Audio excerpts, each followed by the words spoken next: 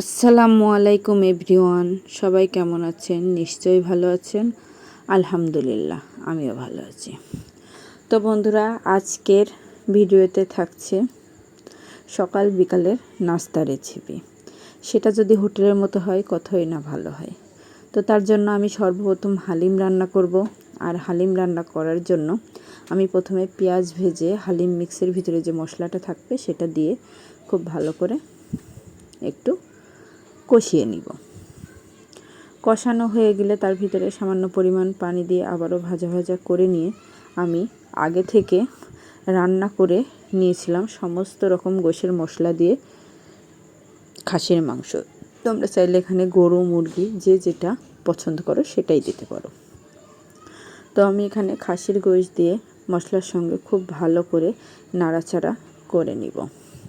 যখন খুব ভালো করে কষিয়ে সুন্দর করে ভাজা ভাজা মতন রান্না করা হয়ে যাবে, তখন আমি আগে থেকে যে হালিম মিক্স কুসুম গরম পানি দিয়ে কিছুক্ষণ ঢেকে রেখেছিলাম, সেটা যখন ভিজে গিয়েছে তখন আমি এই গোশের ভিতরে দিয়ে খুব ভালো করে নাড়াচাড়া করে রান্না করে নেব। তো রান্না করতে করতে তোমাদেরকে বলি, যার আমার ভিডিও ভালো লাগবে সে অবশ্যই একটি লাইক, কমেন্ট, শেয়ার করবে। আর যারা আমার ভিডিও ভালো লাগবে না সে স্কিপ করে চলে যেতে পারো।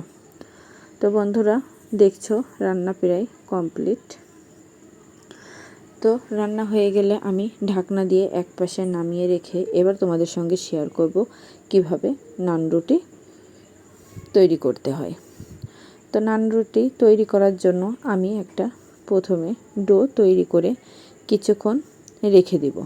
ডোটা তৈরি করার জন্য আমি একটি পাত্রে আটার ভিতরে পরিমাণ মতো চিনি, লবণ, ইস্ট আর দুধ দিয়ে খুব ভালো করে আটাটা ডো তৈরি করে কিছুক্ষণ রেস্টে রাখবো। রেস্টে রাখার পরে আমি আবার চলে আসছি যে হালিম করেছিলাম সেটাতে। তো এই যে হালিম প্রায় আমার শুরু দেখে, তো একটু ঢাকনা দিয়ে কিছুক্ষণ সময় ধরে নিচে নাড়াচাড়া করে রান্না করে নেব। হালিম যেহেতু ঘন থকথকে খাবার, সেই কারণে নিচে যাতে ধুলো লেগে না যায় তার জন্য একটু পরে ঢাকনা খুলে খুলে নেড়ে দিব। আর এই নেড়ে দিলে কিন্তু তো নিচে আর ধুলো লাগার চান্স থাকবে না। তো বন্ধুরা দেখছো, এবার ঢাকনা দিয়ে আমার হালিম রান্না শেষ। আমি পাশে নামিয়ে এবার আমি যে ডোটা তৈরি করে রেখেছিলাম সেই ডোটা দিয়ে তোমাদের সঙ্গে রুটি তৈরি করে দেখাবো।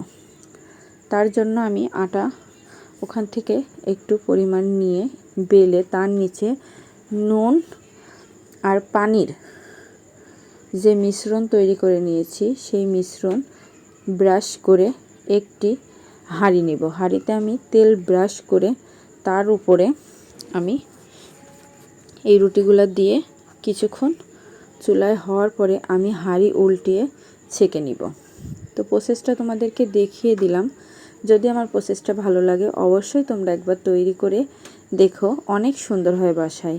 আর বাসার খাবার সবসময় হয় হেলদি। আমার মতন প্রসেস ফলো করে তোমরা তৈরি করো, হোটেলের চেয়েও পারফেক্ট হবে।